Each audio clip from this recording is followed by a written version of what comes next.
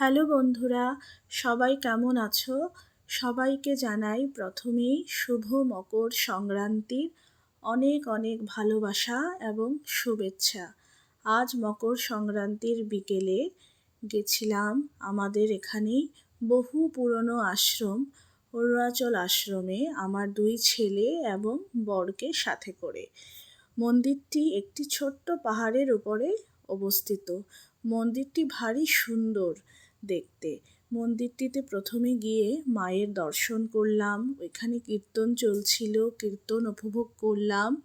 তারপর কিছুক্ষণ কাটিয়ে মন্দিরের নিচেই ছোট্ট একটি মেলা বসেছিল। ওইখানে মেলাতে কিছুক্ষণ কাটিয়ে আমার ছেলেরা খেলনা কিনলো, কিনে বাড়ি চলে এলাম। আবার আপনাদেরকে আজ মায়ের দর্শনটি করাতে পারলাম না, বড্ড ভিড় ছিল, তাই আর ক্যামেরাবন্দি করতে পারলাম না মায়ের ছবি। আবার কখনো গেলে নিশ্চয়ই দেখা